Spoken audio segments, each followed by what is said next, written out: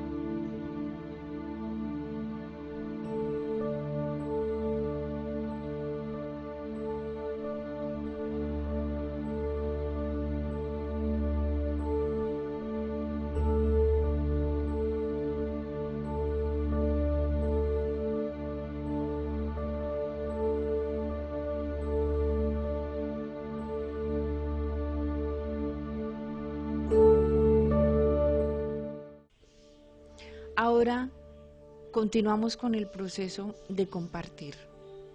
Pero ¿qué hacemos en este momento?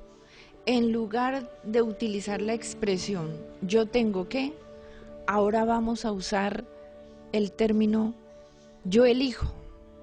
Yo elijo dar gracias a Dios tan pronto me despierto.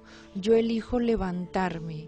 Yo elijo lavarme los dientes. Yo elijo bañarme. Yo elijo tender mi cama. Yo elijo arreglar mi cuarto. Yo elijo desayunar. Yo elijo ir al oratorio, etcétera, etcétera. Lo mismo, pero con la expresión yo elijo. Iniciamos nuevamente, comienza A.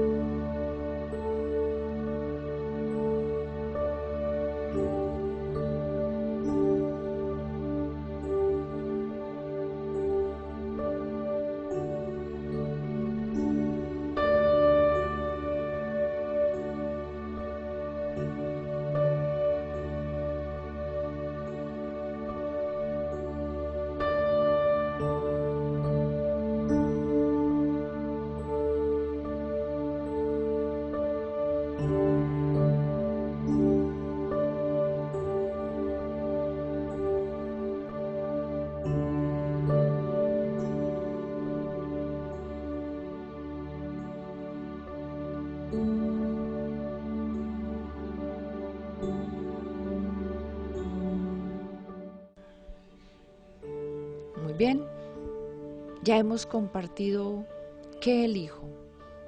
Lo mismo pero con la expresión que elijo. Ahora comparte B.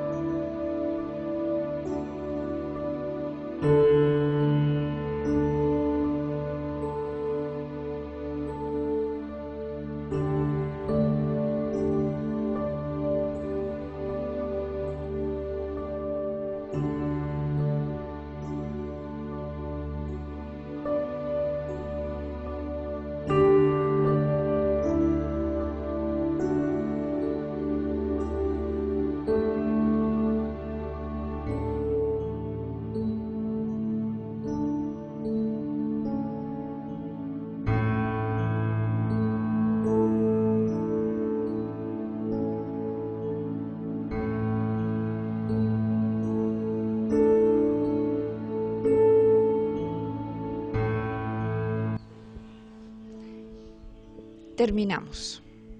Nuevamente nos ubicamos, compartimos este espacio de apertura, de acogida, donde esa realidad interior, es decir, esa vivencia cotidiana se ha expresado adecuadamente. ¿Por qué adecuadamente? Porque hemos sido acogidos, hemos sido simplemente escuchados, sin ser juzgados. Es lo mismo decir yo tengo que dar gracias a Dios a sentir yo elijo dar gracias a Dios. ¿Qué experimenta nuestro cuerpo al expresar yo tengo que o al expresar yo elijo? Es importante que vayamos captando esa realidad interior que se está despertando o que está viva en cada una de nosotras. Hablar de toma de decisiones nos exige reconocer el grado de libertad con el que asumimos nuestra vida. Tomar decisiones y libertad van de la mano. Generalmente escuchamos la expresión de que el hombre vive una libertad, pero es una libertad condicionada. Es más, cuando queremos abordar realidad interior, existencia, opciones de vida, manejo del conflicto, gestión de la emoción, siempre aparece una palabra, el condicionamiento, nuestros condicionamientos. Frente a esto, surge el interrogante sobre nuestra libertad. ¿Podemos vivirnos plenamente con una libertad interior? ¿Somos capaces de experimentar la libertad espiritual? Cuando hablamos de condicionamientos hacemos referencia al entorno, ese entorno biológico, social, psicológico, cultural que nos rodea, a nuestra historia, a las circunstancias que atraviesan cada uno de los momentos de nuestra vida cotidiana. Quizá si hacemos referencia a los campos de concentración, allá donde las personas fueron hacinadas, donde compartían el mismo entorno, donde padecían el mismo sufrimiento, porque aguantaban hambre, porque tenían sed, porque no se les permitía compartir su vida, sus experiencias, sus emociones, sus sentimientos. Si hacemos referencia a la vivencia de esos seres humanos, podemos descubrir cómo todos terminaron convertidos en lo mismo, en unos prisioneros muy parecidos.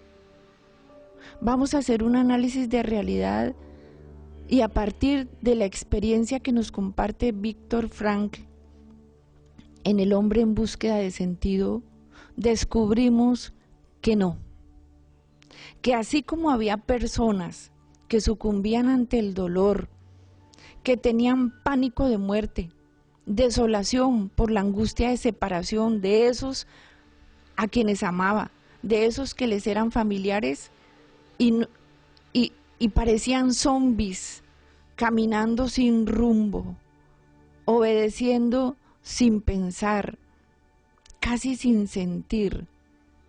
Había otros seres humanos que eran capaces de compartir hasta el último pedazo de pan que tenían, que eran capaces de salir y de ir de barraca en barraca, ayudando, animando, acogiendo, dando esperanza, consolando a esos que estaban desesperanzados. ¿Cuál era la diferencia entre unos y otros? Esa diferencia, como afirma Viktor Frankl, es la capacidad de vivirse desde la libertad interior. Se afirma que al ser humano se le puede quitar absolutamente todo, excepto la capacidad, la última libertad, que es la capacidad de elegir la actitud con la que se va a enfrentar la realidad, para decidir frente a la propia vida. Es ahí donde radica la dignidad y la libertad de la persona. Es ahí donde se demuestra que el hombre es capaz de afrontar la más difícil circunstancia o la circunstancia más difícil, donde la presión psíquica, emocional es tan fuerte, eres capaz de afrontarla sin perderse a sí mismo, sin perder su independencia mental, sin perder su capacidad de vivir y experimentar la bondad y el bien que habitan en él. Y a eso le denominó Viktor Frankl como la libertad interior. ¿Somos capaces realmente de vivirnos desde una libertad interior, de experimentar esa libertad interior en las circunstancias más adversas que tenemos que enfrentar? ¿O sencillamente sucumbimos ante cualquier circunstancia difícil? Podemos asumir los retos, podemos enfrentar cualquier situación siendo conscientes del propósito de nuestra existencia, del sentido que le damos a nuestra vida, ¿o qué nos pasa? Viktor Frankl hace otra pregunta. Dice, ¿cuál es el sentido del sufrimiento? ¿Cuál es el sentido de tanta muerte? Y él se interrogaba por eso ahí, viviendo en el campo de concentración. ¿Cuál es el propósito de tanto sufrimiento? Y a partir de los comportamientos que observó en sus compañeros, en sus amigos, en sus familiares, en él mismo, fue descubriendo que esas personas que tenían un propósito y ese propósito estaba por encima de la realidad del sufrimiento, a eso le llamaban dar sentido. Mientras que aquellos que sucumbían ante la circunstancia porque la desolación y la tristeza imperaba por encima de sí mismos, pues simplemente caían en la desesperanza. Un sufrimiento cuando tiene propósito otorga sentido. Un sufrimiento sin propósito genera desesperación. ¿Y cómo se interrogaba o qué era lo que le interrogaba a Víctor Frankl? Él decía, ¿vivir por sobrevivir acaso tiene algún sentido? Si el único propósito que yo voy a tener aquí, en este campo de concentración, es sobrevivir a este holocausto, si el único propósito que tengo aquí es el de que pase el tiempo rápido y que cambie esta circunstancia y mi desolación es lo que tengo presente, hoy mi desolación se da por esto, mañana se dará por otras circunstancias, pasado mañana quizás serán nuevas circunstancias y así iré pasando de desolación en desolación. El propósito, el sentido de la vida emergen cuando somos capaces de reconocer a qué estamos llamados. Cuando somos capaces de identificar a Dios funcionando dentro de nosotros, o si la palabra Dios nos incomoda de identificar el sentido trascendente que nos mueve que nos conmueve, porque surge del rostro del otro, de ese que está a nuestro lado, que nos interpela. Para revisar un poquito a fondo este tema, vamos a hacer un ejercicio sencillo. Vas a tomar tu libreta de apuntes y te vas a preguntar, sinceramente, con la verdad y el gusto de la verdad como el elemento de primera mano que te mueve a ser consciente de tu realidad interior. Hasta hoy, ¿qué me ha impulsado a la hora de tomar decisiones? Esa es la primera pregunta. Hasta hoy, ¿qué me ha impulsado cada vez que debo tomar decisiones? Y una segunda pregunta. ¿Qué tanto peso tiene la realidad exterior, la presión exterior, el cuidado de mi imagen en mi toma de decisiones? Vamos a contestar estas dos preguntitas, primero a nivel personal. Tenemos 4 minuticos a nivel personal y luego a nivel grupal. Escribimos, pero cuando escribas, no escribas para los otros, escribe para ti misma, para ti mismo.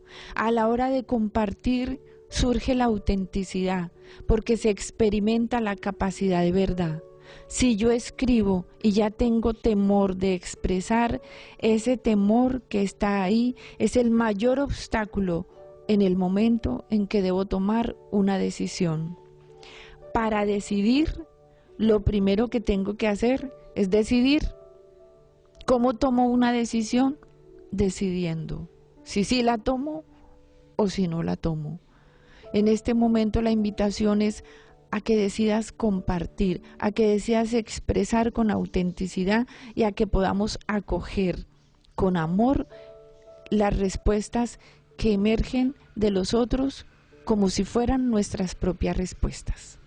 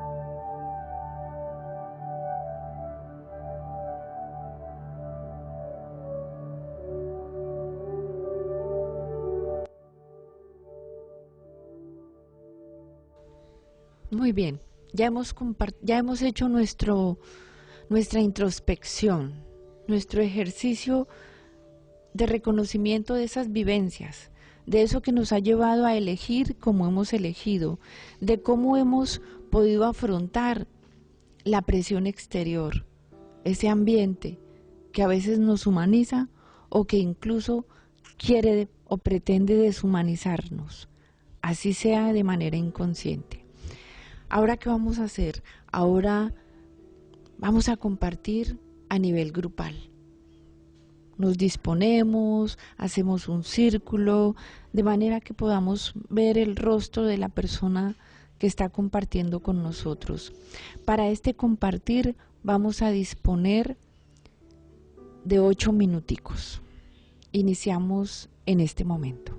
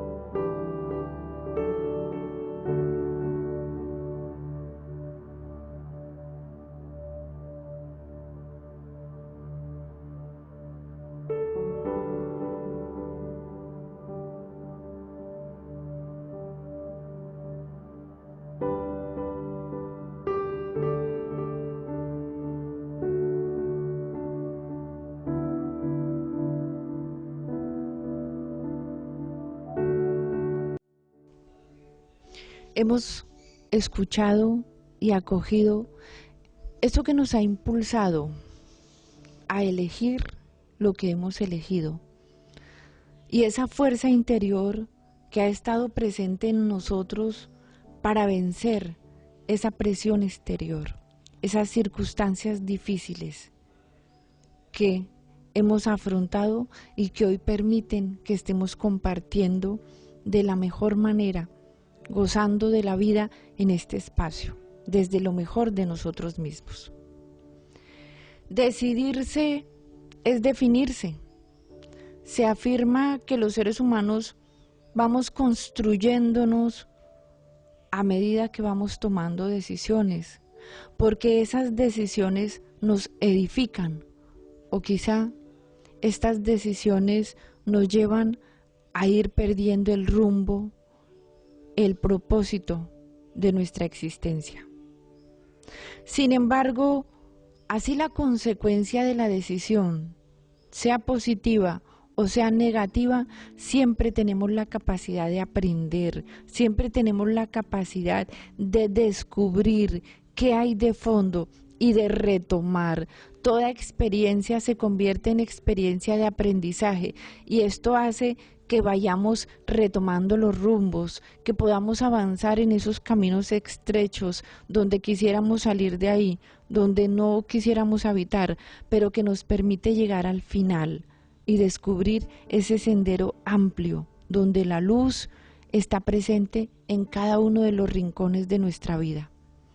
¿Cuáles son los obstáculos que impiden una adecuada toma de decisiones? El primero es vivir una libertad interior desfigurada. Realidad interior no es lo mismo que libertad interior. La realidad interior está hecha de las vivencias. ¿Qué es una vivencia? Pues una circunstancia que estamos atravesando, que se convierte en una experiencia. Si una persona afirma, dice, pero es que yo lo tengo todo, tengo personas que me quieren, estoy compartiendo en el espacio, un espacio súper adecuado que otorga todo lo que siempre he anhelado, no me puedo quejar de nada, pero siento que mi vida es una desgracia. Y quizá lo comparte con otras personas que al escucharla le confirman la teoría y le dicen, oye, sí, mira, a ti no te falta nada, tú tienes todo para ser feliz. ¿Cuál es la realidad interior de la persona? Pues es el sentimiento de vivirse en desgracia. La realidad interior es una experiencia psicológica que se vive en un momento dado. Por eso la realidad interior es cambiante, no es estática, es dinámica. Esa realidad interior se puede modificar fácilmente por una llamada, por cualquier acontecimiento. Otra persona puede sentir o puede expresar, oye, mira cómo amaneciste de agresiva, estás súper agresiva hoy. Y la persona interpelada que afirma, ¿yo agresiva? ¿A usted qué le pasa? Entienda, yo lo único que quiero es que comprendan que me molesta muchísimo no encontrar las cosas donde yo las dejé. Y lo hace en un tono dominante y se le alcanza a enrojecer el rostro y la mano se cierra en forma de puño. Y ella está sintiendo que no es agresiva. Es más, se siente agredida por aquellos o por esas personas que le han llamado la atención. ¿Cómo se vive esta realidad interior? Aquí la realidad interior, que es de agresividad, no es reconocida por la persona que la vive. ¿Eso qué quiere decir? Que la realidad interior es la experiencia vivida con conciencia o sin conciencia, la experiencia vivida por la persona. Pero esa experiencia no necesariamente tiene que ser una experiencia consciente. ¿Cómo podemos probar si esa experiencia es consciente o no? A través de un elemento que llamamos la congruencia. Ser congruentes es tener la capacidad de vivir esa realidad interior, pero no solo de vivirla, porque todos tenemos que vivir esa realidad interior, está ahí y no la podemos quitar. Además de vivirla, de percibirla. ¿La percibo o no la percibo? ¿Cómo percibo mi realidad interior? Y además de percibirla, de verbalizarla, expresar eso que estoy viviendo.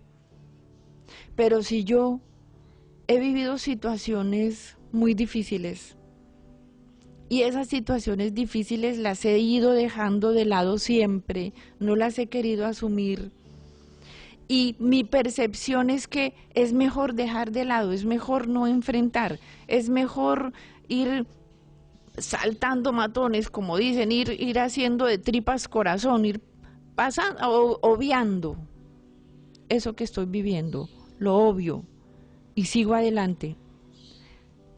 A eso le conocemos como una situación crítica. ¿Por qué? Porque la persona está reaccionando todo el tiempo de una manera muy fuerte y no es consciente de ello. Entonces no es consciente.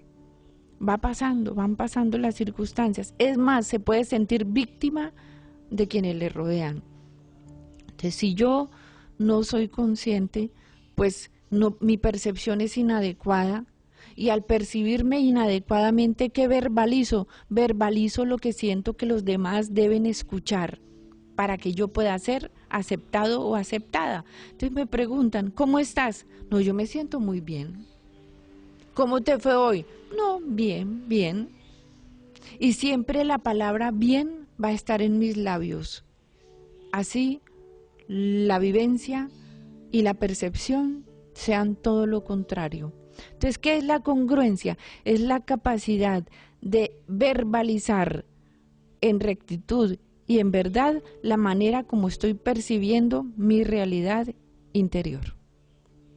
Vamos a hacer otro ejercicio sencillo para descubrir la capacidad que tengo de comprender esa realidad de manera objetiva o hacerme consciente un poquitico de que quizá la manera como interpreto, la manera como capto, la manera como percibo se impone y no permite que la realidad del otro emerja, porque tampoco permite que mi propia realidad pueda ser expuesta.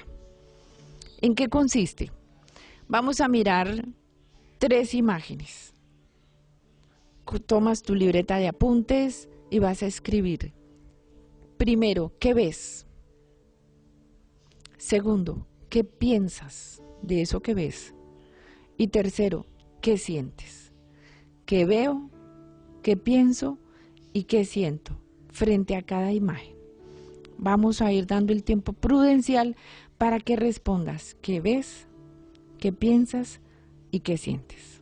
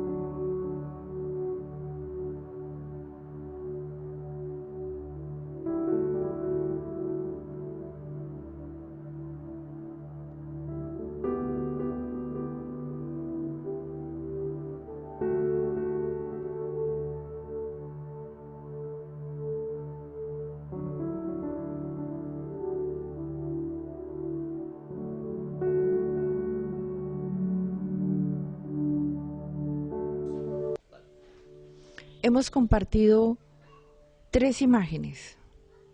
La primera imagen que veíamos, una cartera. Fuimos capaces de expresar que veíamos una cartera negra y las características de esa cartera.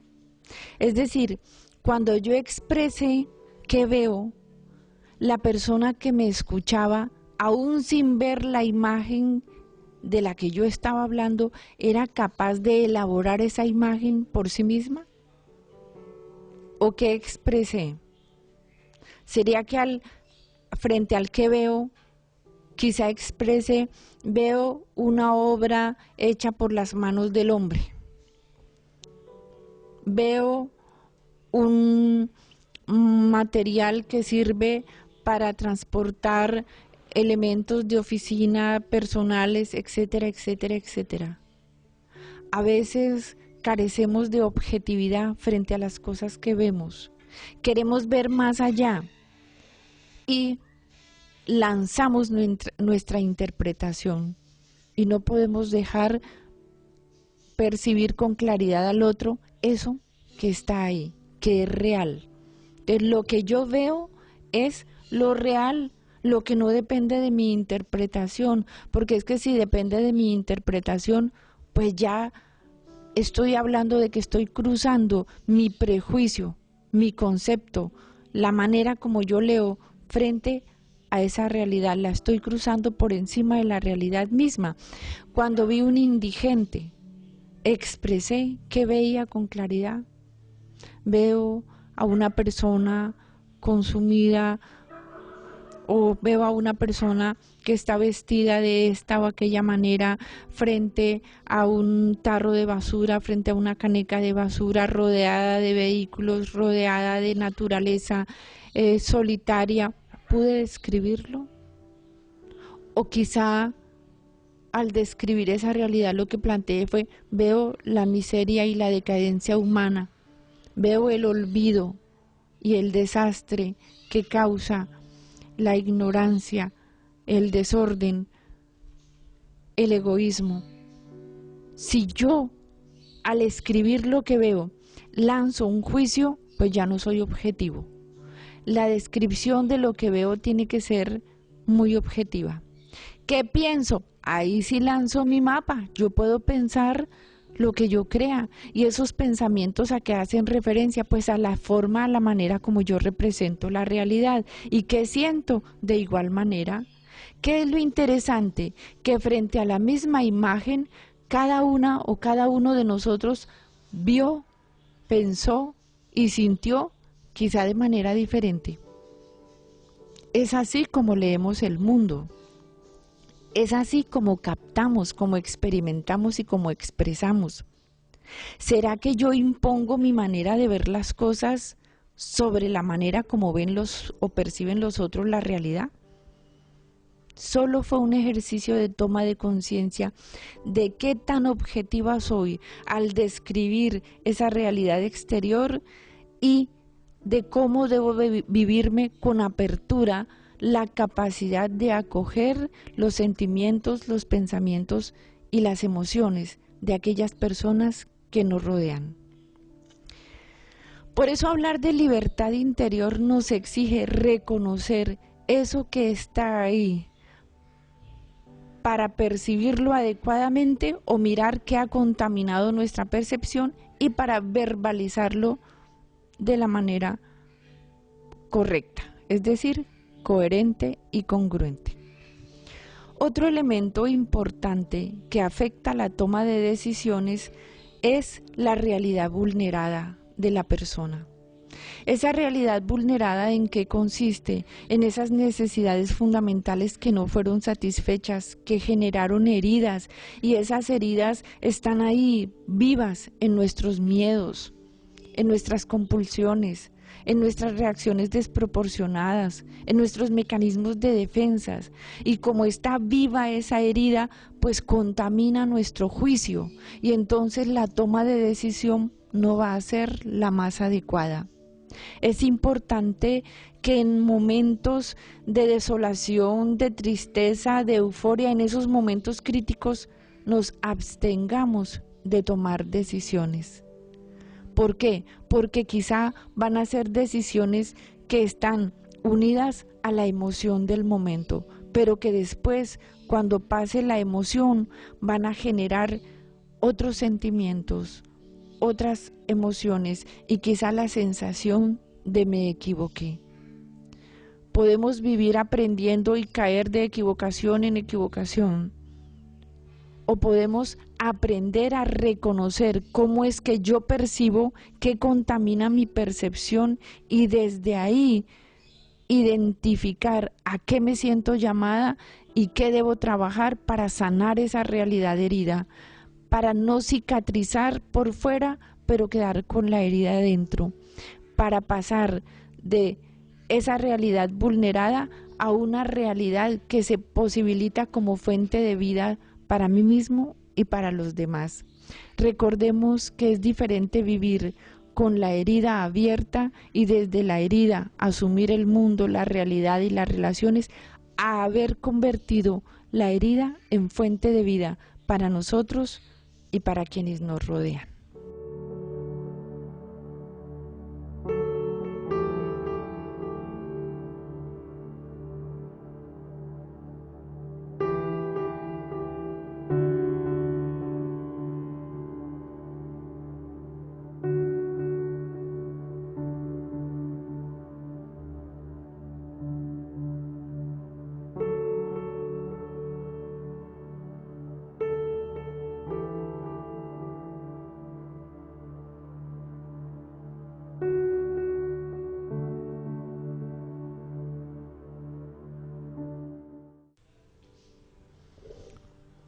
Un elemento que de igual manera debemos considerar son nuestros apegos. Nuestros apegos obstaculizan una adecuada toma de decisiones.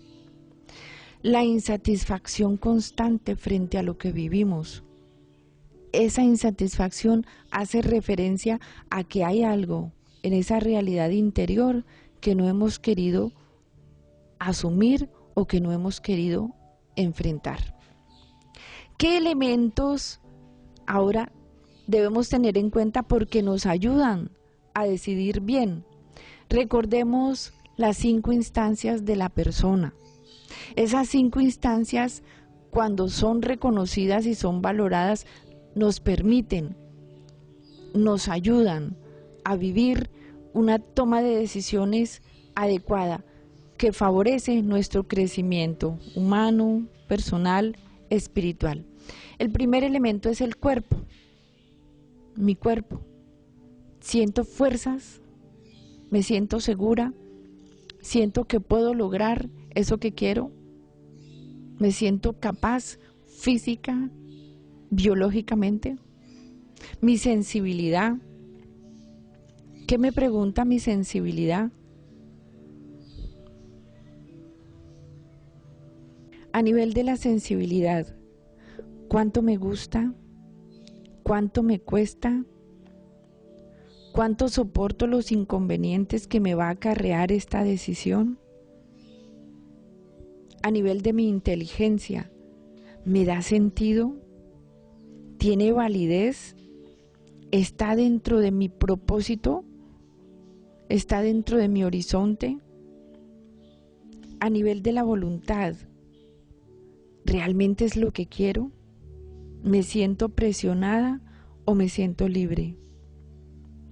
A nivel del ser, ¿realmente corresponde a mis cualidades, a mis dones, a mis talentos?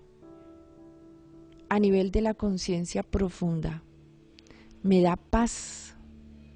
¿Me permite sentirme viviendo una vida en armonía interior? Estos son los elementos mínimos que me pueden apoyar en el ejercicio de discernimiento o de liberación en torno a la toma de una decisión. Y hay una decisión fundamental cuando me experimento frente al rostro de Dios. ¿Cómo me experimento ante Él? Cuando oro, cuando medito, cuando contemplo? ¿Qué experimento? Siento que Dios me dice, ¿me quieres? Y cuando Dios me pregunta si yo le quiero, puedo mirarme desde esa realidad que yo considero, desde esa realidad interior que me duele, desde esa realidad interior que quizá yo he denominado realidad de pecado. Puedo mirar a Dios desde ahí y escuchar su pregunta, ¿me quieres? ¿Y qué le contesto? Pero mirándome desde ahí, desde mi debilidad. De igual manera, veo a Jesús en el rostro del huérfano, del desposeído, del indigente, de ese que habita sin rumbo, de esa persona que está a mi lado víctima de sus circunstancias, incapaz de sobreponerse a su historia, sin la fuerza necesaria para asumir las riendas, para tomar decisiones, porque ha permitido que la indecisión forme parte de la vida cotidiana. A veces no tomar decisiones nos permite vivirnos en una aparente libertad, porque siempre tendremos a quien culpar de lo que nos sucede, a ese, al otro, al que asumió la responsabilidad. Entonces miro y siento la presencia de Dios que me pregunta, ¿me quieres? Tú que has optado por mí, tú que me tienes como eje, como fundamento de tu existencia, ¿me quieres? Eso moviliza mi voluntad y responde a esa realidad que yo he elegido. ¿Me quieres? ¿Qué decisiones he tomado? ¿Qué decisiones voy tomando? Agradezco su docilidad, su capacidad de compartir y especialmente que durante el transcurso de este año nos hemos podido acompañar, escuchar y acoger para acrecentar esa vida de Dios en nosotros y para poder permitir que seamos fuente de vida para esos que nos necesitan. Muchas gracias.